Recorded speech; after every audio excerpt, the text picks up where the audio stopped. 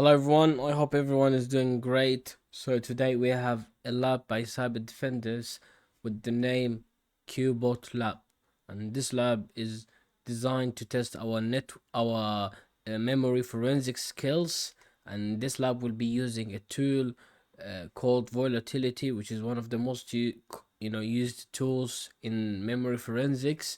So yes, we'll start by reading the scenario and answering the questions. I have already opened the lab. You can see this is the lab. So the scenario says a company security team detected unusual traffic network activity linked to a potential malware infection. As a forensic analyst, your mission is to investigate a memory dump, identify malicious process, and extract artifacts and uncover command and control communication. Using volatility, analyze the traffic, trace its origin, and provide actionable intelligence. Right. So the first questions, we'll start by reading. The first question says, our first step is to identify initial point of contact with the malware made with an external server, right? Because as you know, once a malware infects a host an endpoint, it will call to to a malicious suspicious destination or to the attacker's computer, right? So can you specify the IP address the malware attempted to communicate with? All right, so we can go here first, start here, this folder, and go to artifacts, and yeah, let's copy this path for now. Control A, Control C, and we'll be going to volatility 3. Yes, so we'll open the command line here, open terminal here. All right, so we are in volatility folder right now. So basically, I have a cheat sheet for you related to the volatility plugins, right? Because volatility of different plugins which can be used, like if you want to get some network information, process information, OS information, and so on. So our goal here is to find something related to network communication, right? Because they want to know the IP address. So what we can do here is just to use the command Python 3. It depends on which version of volatility. In this case, we are using volatility 3 vol.py, and then specify the path we have already copied, right? We have to add double quote here, of course. Sorry. And finally, you specify the plugins you want to use. Windows, right? Dot. Okay, since we are looking for network information here, we can use either netscan or netstat, but I prefer netscan, right? Because it will give you more details information related to the network communication, right? So going back here with windows.netscan. Okay, Python 3. Okay, this type error pyth. We forgot the h here. THON. Python 3. What's wrong? Okay, Python 3.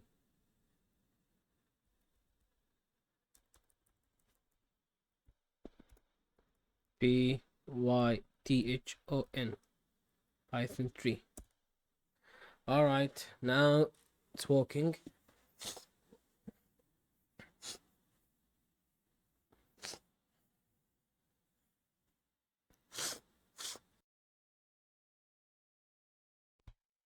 As you can see now, the the process has finished, and you can see that we have here the local ports, the local addresses, and the foreign addresses. So our focus will mainly be in the foreign addresses, right? So here they're asking for any malicious IP that can be found or observed. So what we can do, we can go to sites like VirusTotal and examine each external IP that's suspicious, that looks suspicious. For instance, you can see this one, connection established to from this internal IP to this remote IP. So we can go and, for instance, we can copy it and look at its reputation. VirusTotal. Even though there's a lot of platforms you can check reputation, but VirusTotal is the common one. Okay, I can see it's related to Microsoft Corp. Okay, nothing suspicious. So these are all external IP. Obviously, okay, this one is clean. However, as you can see, this is a different looking IP. This is another service, Nano IT. Okay, and it's in Latvia. So yeah, as you can see here, you can just test by looking at these IPs. Let's try this one for instance. Sorry, I mean this one. Copy, paste. Yeah, so as you can see, this is one IP that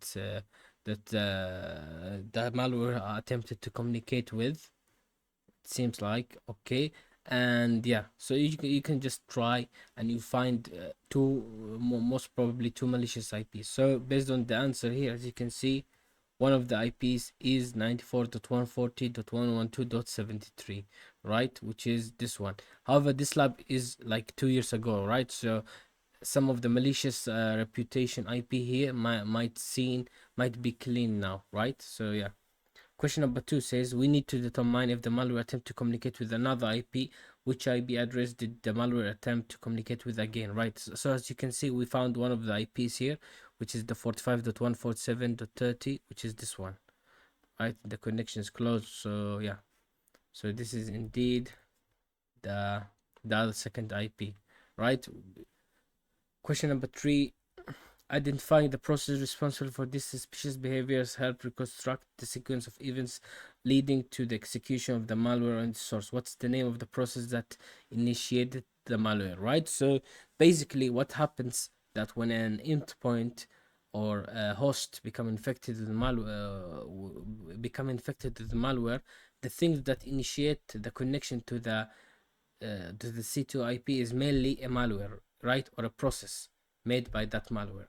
And so how we can find this process, there's multiple ways, but we can look for plugins uh, plugins related to processes or malicious processes, right? So what I can do is just copy this one here, actually till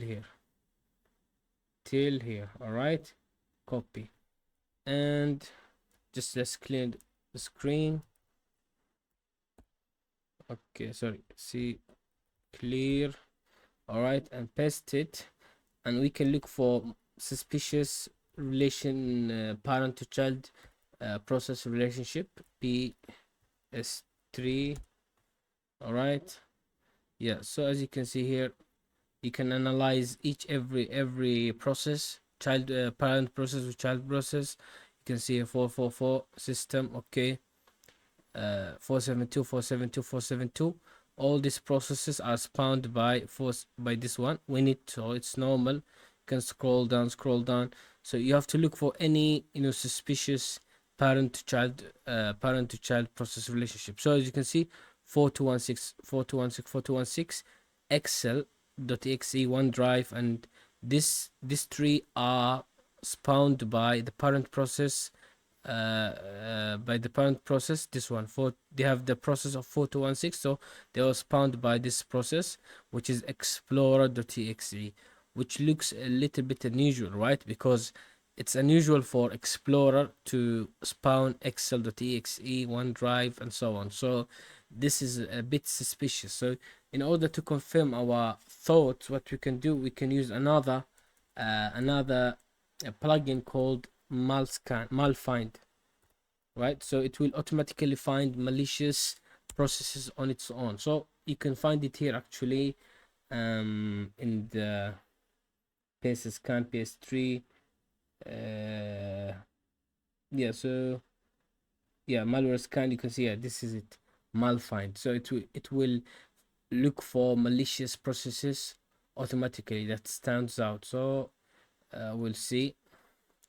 Okay, so as you can see here, one of the process that stands out here is excel.exe, page execute, disabled, excel.exe. Yeah, so this process appeared to be malicious, as we have already noted that it was spawned by Explorer, right? So yeah, so this is indeed the answer, excel.exe, hopefully, and yeah, it's indeed the answer.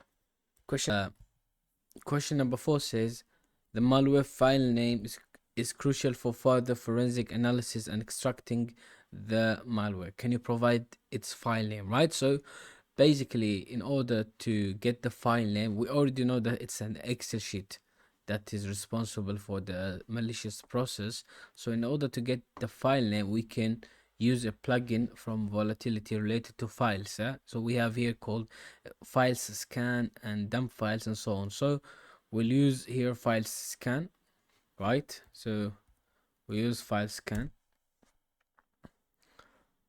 So we are waiting for the result. However, since this may generate a lot of results, since we are looking for all the files, we can as you can see, these are all the files. However, we're looking for a file related to an Excel sheet. So what we can do in order to fast stream the process, we can write this command grep I and the process, the extension of the file, which is XLS, which is the extension of Excel sheet. And yes, we'll be waiting till we get any file name with this extension. Why this is important? Because normally if we run this without this command, without specifying the extension, it may take a lot of time and generate a lot of results. So it's better to specify or narrow the search to this thing. So hopefully we'll wait till we get the name of the file extension and so on.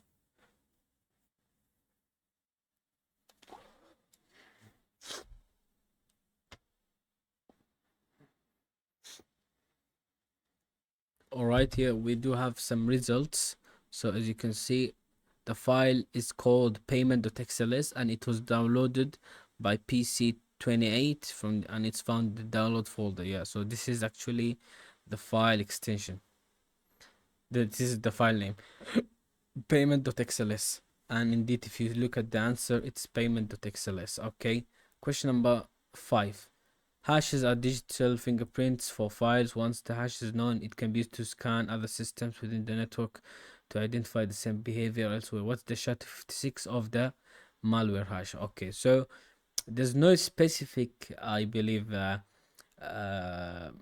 no specific plugin for hashes. However, what we can do, we can dump the file itself and then look at its hash using PowerShell or even Linux, normal command line. So we use this command, dump files, right? We'll use this command, windows dot dump files, right? So here we can specify the process. But what we can also do is that we can specify the virtual address, right? So we can download the hash using the virtual address. So the virtual address for this payment Excel sheet is this one actually. So we'll copy it. So //VITR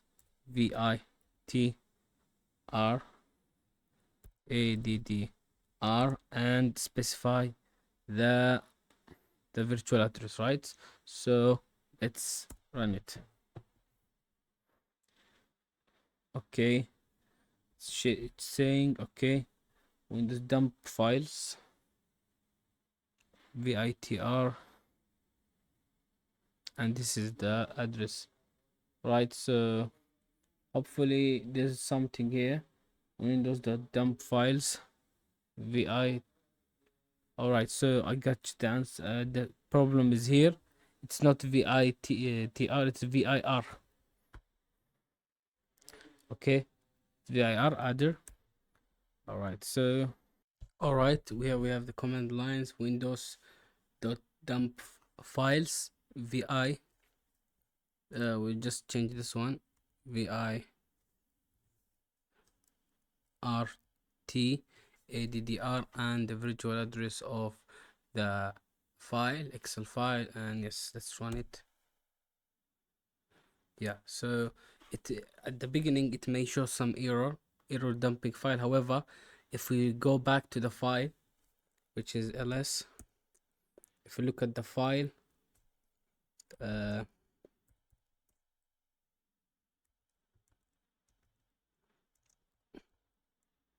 volatility, all right, and let's run the command again. Sorry, the command is the command. Yeah, this is it. All right, so we basically have the file name. This is the file name, and this is the result. So what we should do now is just to go to the file itself, which is this one. Yeah, payment.xlx. So what we can do, we can see the SHA-256 sum of this file, the one that we already took the hash, the one we have already dumped the file. And okay, it says command SHA-256 sum. Okay, SHA-256 sum. All right, so there's some error. However, we already have the file ls. This is the file. Yeah, this is the file indeed. And then SHA-256 sum. This one. Yes, as you can see, this is the file. This is the hash of the file we already dumped. So we copy it, and indeed, if you look at it, this is the answer. You can find it here. 3CEF2E, 3CEF2E. Nice. All right. The last question says, to trace the origin of the malware and understand its development timeline, can you provide the UTC creation of the malware file? You can here simply go to virus total and yes, you can paste the hash of the file and go to details, creation time, and indeed you'll find the answer. Hope you enjoyed the lab. It was just a quick lab and easy lab to test your forensic skills with volatility. See you in the next ones.